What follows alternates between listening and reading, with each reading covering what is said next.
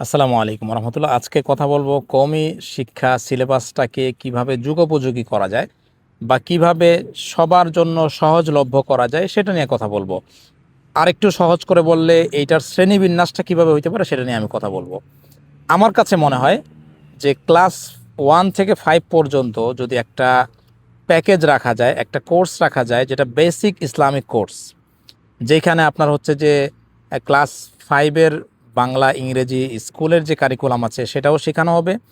একই সাথে আপনার ইসলামের যে মৌলিক বিধানগুলি, কোরআন শুদ্ধ করে পড়া, তহারাতের মাসলা মাসাইল শেখা, মহিলাদের ক্ষেত্রে মেয়েদের ক্ষেত্রে পবিত্রতার মাসাইল শেখা, প্লাস আপনার হচ্ছে যে স্কুলের সাবজেক্টগুলো পড়ে 5 বছর পর যখন এই ছাত্রটা ক্লাস 5 শেষ করবে সে তখন চাইলে হচ্ছে স্কুলেও যাইতে পারবে, সে চাইলে মাদ্রাসায়ও থেকে যেতে পারবে। এর ফলে যেটা হবে, আমি ব্যক্তিগতভাবে যেটা দেখছি, আমাদের দেশের শিক্ষা ব্যবস্থাটা অদ্ভুত বিচিত্র। বিচিত্র বলা উচিত হবে না, বিচিত্র ভালো জায়গায় ইউজ হয়, এটা একটা বিদঘুটে বলা যেতে পারে। কারণ আপনি যদি মাদ্রাসায় পড়েন, বিশেষ করে কওমি মাদ্রাসায় যদি আপনি পড়েন, তাহলে আপনি দিন দুনিয়ার কোথায় কি হচ্ছে, কোথায় মানুষ মারা যাচ্ছে কিচ্ছু জানবেন না। পত্রিকা পড়াটাও হচ্ছে আপনাকে অপরাধ হিসেবে বিবেচনা করা হবে আপনার ক্ষেত্রে। তারপরে অপরদিকে আপনি যদি আলিয়া মাদ্রাসায় পড়েন, সেখানে দেখা যাবে যে কোরআন সহি করে পড়াটা সেখানে একটা গৌণ বিষয়, সেটাকে সেখানে গুরুত্ব দেওয়া হয় না। সেখানে আরবি সাবজেক্টটা থাকে বাট দুধভাত হিসেবে, ইংরেজি অঙ্কের খুব গুরুত্ব থাকে ওইখানে। ওইখানের যে এনভায়রনমেন্টটা, ওইটার কারণে প্রবলেম যেটা হয় যে ইসলামিক জিনিসটা, ইসলামিক ব্যাপার স্যাপারগুলো, এইটা মানব জীবনে সবচেয়ে অবহেলিত জিনিস হিসেবে মাথায় ঢুকে যায়, যেটা পরবর্তী জীবনে একজন মানুষের, একজন প্র্যাকটিসিং মুসলিম হওয়ার ক্ষেত্রে বড় বাধা হয়ে দাঁড়ায়। আমাকে একজন প্রশ্ন করছিলেন যে আলিয়াতে পড়া ভালো নাকি স্কুলে পড়া ভালো। আমি বলছি যে জেনারেলি তো বলা যায় যে আলিয়াতে পড়া ভালো, কারণ আলিয়াতে পড়লে কেউ নাস্তিক হবে না।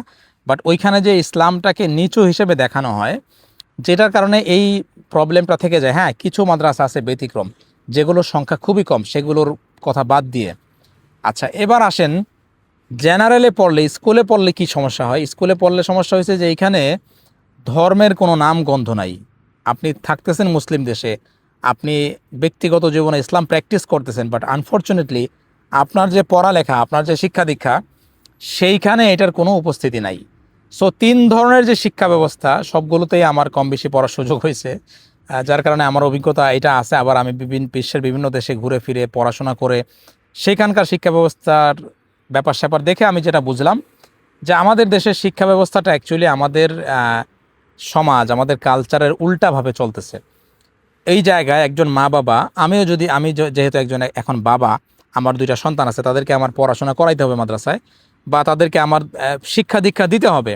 এখন বাংলাদেশি বাবা মায়েদের ক্ষেত্রে একটা বেটার চয়েস এখন পর্যন্ত হয় নাই, এমন কোনো প্যাকেজ। বেশিরভাগ বাবা মাই, বাংলাদেশের মানুষ ধার্মিক, যার কারণে বেশিরভাগ বাবা মাই চায় যে তার সন্তানটাকে দিন শিখুক, একই সাথে মিজানুর রহমান আজহারের মতো খুব সুন্দর করে ইংলিশ বলুক, অর্থাৎ সব দিকে অলরাউন্ড পারফরমেন্স যেন দিতে পারে। এবং এটা আমি মনে করি না যে এটা খারাপ কিছু।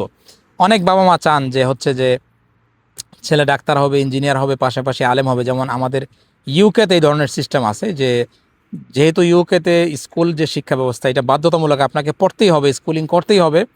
তো ওর সাথে যারা দিন ইসলাম শিখতে চান তারা হচ্ছে যে ইসলামিক সাবজেক্টগুলো পড়েন। তবে আমি মনে করি আমাদের দেশে ইউকের চেয়ে আরও ভালো মানের কোয়ালিটি দেওয়া সম্ভব, কারণ আমাদের দেশ আইন কানুনের ক্ষেত্রে আমাদের ওই রকম কোনো বাধ্যবাধকতা নাই। বাট আমাদের প্ল্যানিংয়ের অভাবের কারণে আমাদের দেশে ওই জিনিসগুলো হয়ে ওঠে নাই। তো এই জন্য আমি মনে করি যে কওমি মাদ্রাসাটাকে এভাবে করা যেতে পারে সিস্টেম, যে ক্লাস 5 পর্যন্ত স্কুলের সাবজেক্টগুলোও থাকবে, এবং একই সাথে যাদের ব্রেন ভালো তারা এই সময়ের মধ্যে হাফেজিও পড়বে। হাফেজি পড়ার পরে, আর যাদের ব্রেন কম তারা হচ্ছে আপনার শুধু হাফেজি পড়বে না, কোরআন হেফজ করবে না, কোরআন দেখে দেখে পড়বে। তো 5 বছরে একটা ছেলে যদি হাফেজ হয়, ওইদিকে ক্লাস 5 পর্যন্ত পড়ে, তারপরে তার যদি মনে চায়, এটা একান্তই ব্যক্তিগত পছন্দ থাকা উচিত, কার কাছে কোনটা ভালো লাগে। কারো যদি মনে চায় যে ইসলামিক জ্ঞানের গভীরতা থাকা উচিত, সে ওই লাইনেই কন্টিনিউ করলো। সে হচ্ছে যে যদি কওমি মাদ্রাসায় আরও কন্টিনিউ করতে চায়, দেখা যাচ্ছে যে ওইখান থেকে তার জন্য যে মৌলিক পরীক্ষাগুলো, যেগুলোকে আমরা বোর্ড পরীক্ষা বলে থাকি, কেন্দ্রীয় পরীক্ষা ক্লাস 8-এর এবং ক্লাস 10-এর, সেই পরীক্ষাগুলোর প্রস্তুতিও তার তার জন্য নেওয়া হইল। এবং সে হচ্ছে ক্লাস 10 পর্যন্ত পড়লো। তারপরে যদি সে চায় মানে যেটাকে আমরা দ্বাদশ শ্রেণী বলি, কলেজ লেভেল, এটা শেষ করার পরে যদি সে চায় যে হচ্ছে বিশ্ববিদ্যালয়ে যাবে, সে যাইতে পারলো। আবার যদি সে চায় যে হচ্ছে সে মাদ্রাসায় থেকে যাবে, উচ্চতর ইসলাম শিখবে, সে আর কোনো ইউনিভার্সিটি ডিগ্রি না নিয়ে সে মাদ্রাসায় পড়তে থাকলো, এটাও কিন্তু সম্ভব। আর অনেক ক্ষেত্রে যেটা হয়, আমরা মনে করি, আমাদের কাছে জিজ্ঞেস করলে, বাবা মায়েরা যখন জিজ্ঞেস করে যে হুজুর আমার ছেলেকে দিন শেখানোর পাশাপাশি যদি ইংরেজি শিখাইতে পারতাম, তখন হুজুররা যে যুক্তিটা দেয়, এটা একদিকে হাস্যকর, আর একদিকে হচ্ছে যে মানুষের সাথে ঠাট্টা করা, যে একজন আর্টসে যে পড়ছে সে কি ডাক্তার হবে। মানে এমনভাবে বোঝায় যে মানুষের ব্রেন কোরআন হাদিস পড়ার পাশাপাশি আর কিছু পড়তে সক্ষম না। এটা কিন্তু একটা উল্টা কথা। কারণ আমরা যদি পূর্বের যুগের মানুষের দিকে দেখি, যারা তাফসির লেখছেন আগের যুগের, ওনারা কিন্তু তাফসিরের ক্ষেত্রে ইলমুল হাইআ যেটাকে বলে, যেটাকে অ্যাস্ট্রোনমি বলে, সৌরজগতের বিদ্যা, ওইটা ওনারা ভালো জানতেন। ওনারা ম্যাথমেটিকে ভালো ছিলেন। এবং পৃথিবীতে যে মুসলিমদের একটা ভালো অবস্থান ছিল, তার কারণ হলো ওনারা দ্বীনি এলমের পাশাপাশি জাগতিক জ্ঞান শুধু শিখেনি নাই, সেগুলোকে তারা নেতৃত্ব দিয়েছেন। বাট আমাদের দুঃখজনকভাবে যেটা হয়েছে আমাদের দেশে, বিশেষ করে ইংরেজরা আসার পরে যখন মাদ্রাসা বন্ধ করে দিছে, ওদের বন্ধ করে দেওয়ার পরে যখন মাদ্রাসা শুরু হয়েছে, তখন আসলে যেটা কওমি মাদ্রাসা, যেটাতে গভীর কোরআনের জ্ঞান শেখায়, সেইটা আসলে আর আধুনিক বিষয়গুলোর গুরুত্ব দেওয়া হয় নাই। আমি মনে করি তারা যেই সময় এটা শুরু করেছিলেন তখন এটা ঠিক ছিল। বাট আজকে 100 বছর 150 বছর পরে এসে আমি মনে করি যে এখন সময় হয়েছে যে আমাদেরকে একটু এটাকে নিয়ে রিথিঙ্ক করার, এটাকে রিডিজাইন করার। কারণ এখনকার পৃথিবীটা কিন্তু ভিন্ন।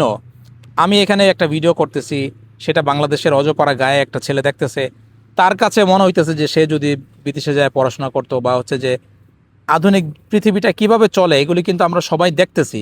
ফলে এটা আজকে অনেকেরই চাহিদা যে না, আমি কোরআন হাদিস পড়ছি, তাতে এটা আমার জন্য ভালো, এখন আমি বিশ্ববিদ্যালয়ে পড়ব। কিন্তু এটা করতে যায় দেখা যায় যে মানুষ বুড়া হয়ে যায়। আধুনিক পৃথিবীতে যেখানে আপনার 18 বছরের মধ্যে থেকে 18 বছরে মানুষ ফুল কাজে লেগে যায়, মানুষ নিজের সংসার করে, নিজের গাড়ি কিনে, নিজের বাড়ি কিনে, বা বাড়ি আলাদা বাসা ভাড়া নেয়, সেই জায়গায় দেখা যায় যে আমাদের অনেকে মাদ্রাসায় পড়াশোনা শেষ করে 25 বছরে, তারপরে সে আরও 10 বছর পরে, আরও 5 বছর পরে। এটার ফলে যেটা হয়, তার যে বৈবাহিক জীবন, তার যে ক্যারিয়ার, সেটা শুরু করতে দেরি হয়। আবার আমাদের বাংলাদেশের মতো একটা দরিদ্র দেশে বাবা মায়ের উপর কিন্তু প্রেশার বাড়তে থাকে। আমার এক ভাই আজকে মারা গেছেন, আল্লাহ তাকে জান্নাত নসিব করুন। ওই ভাইয়ের বয়স মনে করেন 60 বছর, তার একটা ছেলে একটা মেয়ে পড়াশোনা করছে, কিন্তু এখনও পর্যন্ত আমার ওই ভাইটার কাজ করতে হয়েছে মারা যাওয়ার আগ পর্যন্ত। তো এইটা হচ্ছে বাস্তবতা বাংলাদেশের শিক্ষার কোনো সঠিক প্ল্যান না থাকার কারণে, এবং বাংলাদেশের মানুষ বেশি উচ্চাভিলাষী হওয়ার কারণে বাবাদেরকে বেশি পে করতে হয়। আজকের মানে আধুনিক পৃথিবীতে এরকম কোথাও নাই যে বাবা 30 বছর পর্যন্ত একটা ছেলেকে পালতেছে। এটা মানে একটা অস্বাভাবিক ব্যাপার, এটা হইতেই পারে না। এটা তার কারণ হইল আমাদের সমাজ ব্যবস্থাটা সম্পূর্ণ উল্টা।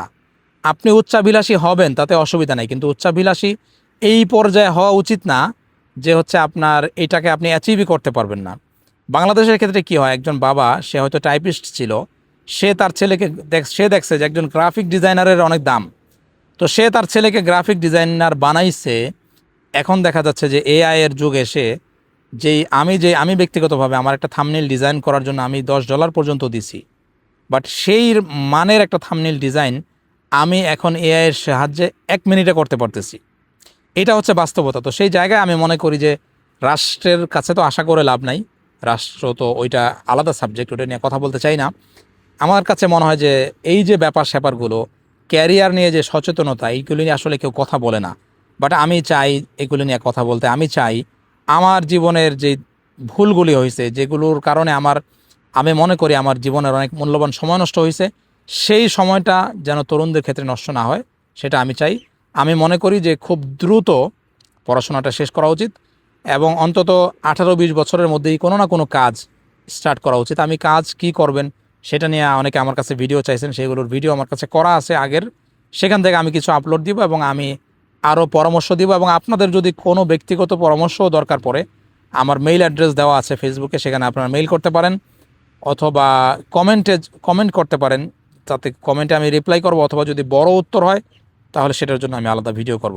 ভালো থাকবেন, আল্লাহ হাফেজ।